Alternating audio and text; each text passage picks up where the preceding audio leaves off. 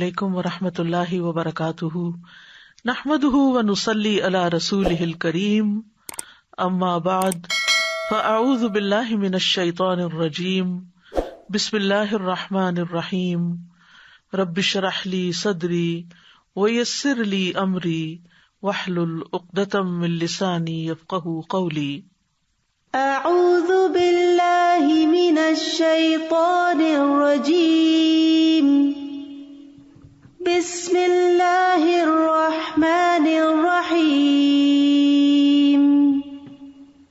وَإِذَا سَأَلَكَ عِبَادِي عَنِّي فَإِنِّي قَرِيبٌ أُجِيبُ دَعْوَةَ الدَّاعِ إِذَا دَعَانِ فَلْيَسْتَجِيبُوا لِي وَلْيُؤْمِنُوا بِي لَعَلَّهُمْ يَرْشُدُونَ وَإِذَا سَأَلَكَ عِبَادِي عَنِّي فَإِنِّي قَرِيبٌ أُجِيبُ دَعْوَةَ الدَّاعِ إِذَا دَعَانِ فَلْيَسْتَجِيبُوا لِي وَلْيُؤْمِنُوا بِي لَعَلَّهُمْ يَرْشُدُونَ۔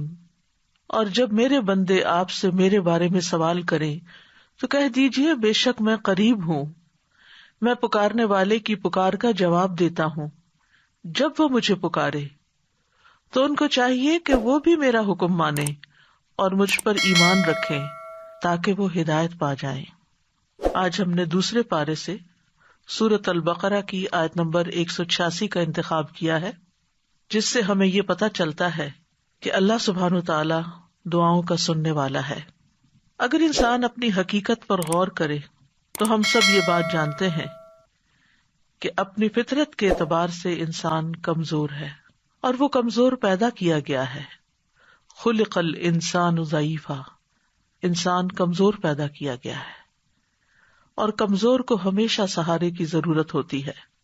لہذا ہمارے دنیاوی اور دینی اور اخروی معاملات میں جہاں کہیں بھی ہمیں ضرورت ہو تو اللہ سے بہتر سہارا کون ہو سکتا ہے جو ہماری ان معاملات میں صحیح رہنمائی کرے، ہماری مشکلات کو آسان کرے، ہماری ضروریات کو پورا کرے۔ لہذا ہمیں اسی کی طرف رجوع کرنا چاہیے، اسی کو پکارنا چاہیے تاکہ ہمیں رہنمائی نصیب ہو۔ لعلہم یرشدون۔ انسان کوئی بھی ہو، امیر ہو، غریب ہو، بادشاہ ہو، فقیر ہو، مرد ہو، عورت ہو، بچہ ہو، بوڑھا ہو، جوان ہو، دنیا میں کتنے بھی کارنامے کر چکا ہو، لیکن وہ سب اللہ کے محتاج ہیں۔ اللہ سبحانہ وتعالیٰ فرماتے ہیں یا ایھا الناس انتم الفقراء الی اللہ واللہ ھو الغنی الحمید۔ اے لوگو تم سب اللہ کے محتاج ہو اور اللہ بے نیاز، غنی، تعریف والا ہے۔ لہذا ہم سب محتاج ہیں، ہم سب ضرورت مند ہیں، ہم سب اپنے رب کی عنایتوں اور نوازشوں اور رحمتوں کے منتظر ہیں۔ لہذا ہمیں اسی کی طرف رجوع کرنا ہے، چھوٹی مشکل ہو یا بڑی مشکل ہو، صحت کا مسئلہ ہو یا اولاد میں کوئی مسئلہ ہو، گھریلو ناچاکیاں ہوں یا جن جادو یا نظر کا معاملہ ہو، یا کسی بھی جسمانی تکلیف اور بیماری کا یا مالی پریشانی کا، کوئی بھی مسئلہ ہو، ہم سب کو اپنے رب ہی کی طرف رجوع کرنا چاہیے، اور ہمارا رب قریب ہے۔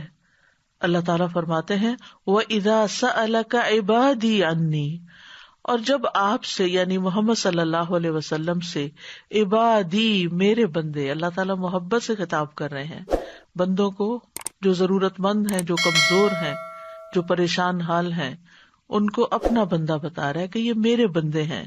جب میرے بندے آپ سے میرے بارے میں سوال کریں تو انہیں بتا دیجیے فإنی قریب، کہ میں تو قریب ہی ہوں، یعنی قریب اس اعتبار سے کہ ان کی دعا قبول کرتا ہوں اور ان کی دعا سنتا ہوں۔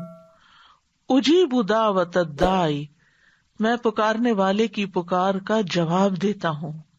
سبحان اللہ، یعنی جب بندہ اللہ کو پکارتا ہے تو اللہ جواب دیتا ہے، دعا قبول کرتا ہے۔ اگر اس دعا میں کوئی سوال ہوتا ہے، کوئی طلب ہوتی ہے تو میں ان کو عطا کرتا ہوں، اور پھر اذا دعانی، جب بھی وہ مجھے پکارے، دن کو پکارے، رات کو پکارے، صبح پکارے، شام کو پکارے، تکلیف کی حالت میں پکارے، خوشحالی میں پکارے، جب بھی پکارے، کیونکہ اللہ الحی القیوم ہے، زندہ ہے، قائم رکھنے والا ہے. لا تأخذہ سنۃ ولا نوم، نہ اس کو نیند آتی ہے، نہ اس کو اونگ، نہ وہ سوتا ہے، وہ اونگتا بھی نہیں ہے، وہ 24/7 اپنے بندوں کی نگہداشت کرتا ہے اور اپنے بندوں کو دیکھتا ہے اور اپنے بندوں کی دعائیں سنتا ہے.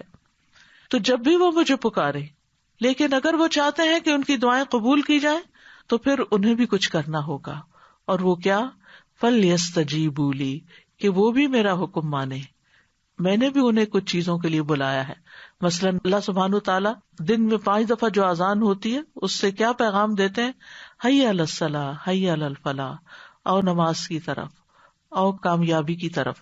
تو انہیں چاہیے کہ اسی طرح کی اور بھی جس طرح کے اللہ نے حکم دیا ہے، جس میں اللہ نے بندوں کو پکارا ہے، انہیں چاہیے کہ وہ بھی اللہ کی بات پر لبیک کہیں اور اللہ تعالیٰ کے احکامات پر عمل کریں، اور جن چیزوں سے اللہ تعالیٰ بچنے کا حکم دیتا ہے ان سے بچیں، اللہ کی فرما برداری کریں، اس کی نافرمانی سے پرہیز کریں.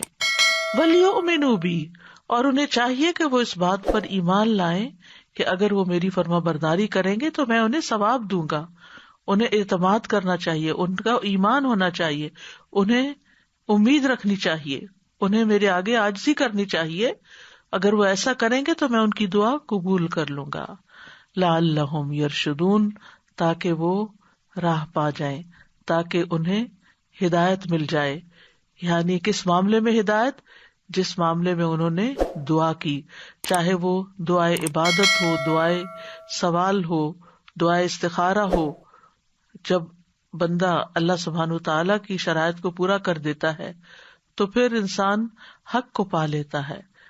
اللہ تعالیٰ اس کو نیک عمل کی توفیق دیتے ہیں، اس کو وہ راہیں دکھا دیتے ہیں جن راہوں سے اس کے مسائل حل ہو جاتے ہیں.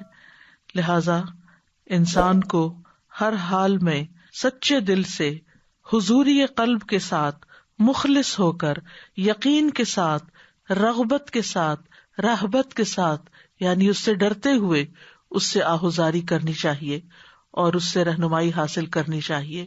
اور جسے دعا کرنے کی توفیق مل جائے تو گویا اس کے لیے قبولیت بھی ہو گئی. اللہ سبحانہ وتعالیٰ فرماتے ہیں وَقَالَ رَبُّكُمُ ادْعُونِي أَسْتَجِبْ لَكُمْ، تمہارا رب کہتا ہے کہ مجھے پکارو، میں تمہاری دعا قبول کروں گا.